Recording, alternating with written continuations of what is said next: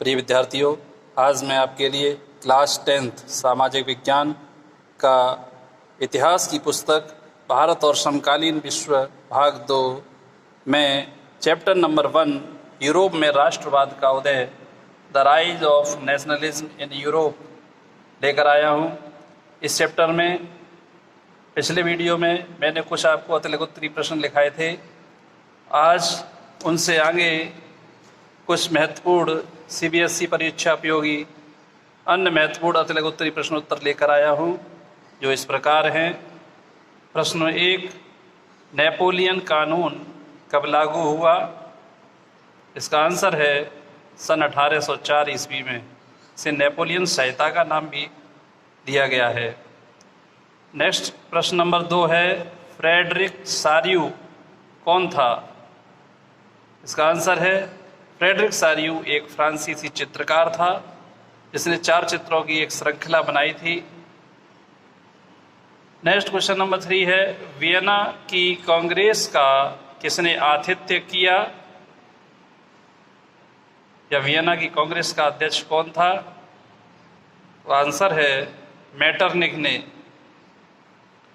Next question है question number 4, Britain के एकीकरण के कानून पर कब हस्ताक्षर हुए? इसका आंसर है सन 1707 ईस्वी में। इसी प्रकार नेक्स्ट क्वेश्चन आंसर इस प्रकार हैं। क्वेश्चन नंबर 5 है, 1861 में एकीकृत इटली का राजा किसे घोषित किया गया था? इसका सही आंसर है सन 1861 में इमैनुअल द्वितीय को एकीकृत इटली का राजा घोषित किया गया था। नेक्स्ट प्रश्न नंबर 6 इस प्रकार है, फ्रैंकफर्ट पार्लियामेंट कब बुलाई गई? इसका आंसर है सन 1848 ईस्वी में। नेक्स्ट क्वेश्चन है क्वेश्चन नंबर 7, कौन सा समझौता महान समझौता कहा गया? इसका आंसर है कॉन्स्टेंटिनोपल का समझौता, जिसे महान समझौते की संज्ञा दी गई। नेक्स्ट क्वेश्चन है क्वेश्चन नंबर 8, इटली का एकीकरण कब हुआ? इसका आंसर है इटली का एकीकरण सन 1859 से 1871 के बीच में हुआ। नेक्स्ट क्वेश्चन नंबर 9, 18वीं शताब्दी के किस सिद्धांत ने यूरोप के साथ साथ सारे विश्व को प्रभावित किया? इसका आंसर है उदारता, समानता और भाईचारे ने। नेक्स्ट क्वेश्चन नंबर 10, यातना शिविरों का क्या अर्थ है? इस चैप्टर में यातना शिविर का वर्णन किया गया है, जिसमें यातना शिविर एक प्रकार की जेल होती थी, जिसमें बिना किसी कानूनी प्रक्रिया के लोगों को कैद में रखा जाता था। यहाँ पर काफ़ी अत्याचार किए जाते थे। ऐसे शिविरों को यातना शिविर कहा गया है। नेक्स्ट महत्वपूर्ण प्रश्न है प्रश्न नंबर 11, यदि फ्रांस को छींक आती है तो शेष यूरोप को ठंड लग जाती है या सर्दी जुकाम हो जाता है? यह कथन किसने कहा था? इसका आंसर है मेटरनिख ने। नेक्स्ट क्वेश्चन नंबर 12 है, आयरलैंड यूके में कब मिलाया गया? यूके यानी यूनाइटेड किंगडम। आंसर है सन 1803 ईस्वी में आयरलैंड यूके में मिलाया गया।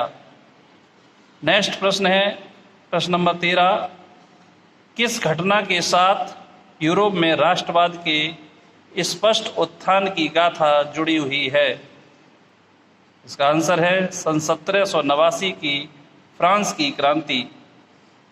नेक्स्ट क्वेश्चन है क्वेश्चन नंबर 14, निरंकुशवाद से आप क्या समझते हैं?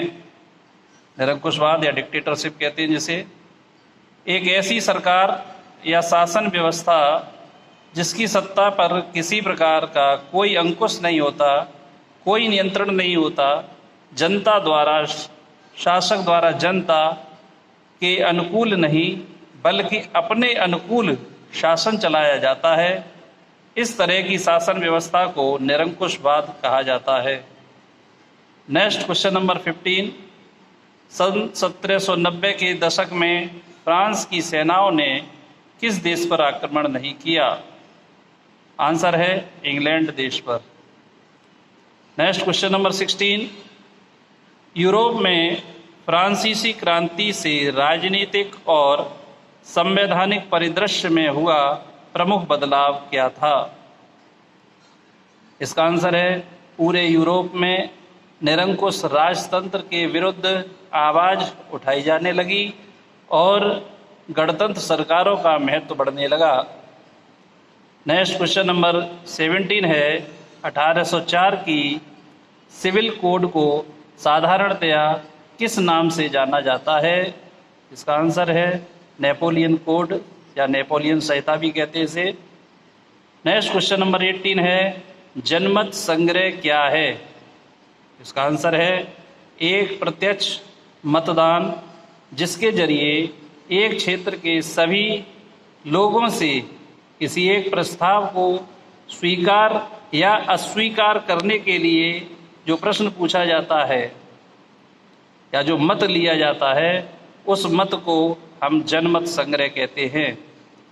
इसी प्रकार अन्य अति लघुत्तरी प्रश्न देखने के लिए मेरे नेक्स्ट वीडियोस को अवश्य देखिए। चैनल को लाइक करिए, सब्सक्राइब करिए और दोस्तों के साथ शेयर करिए। Thank you.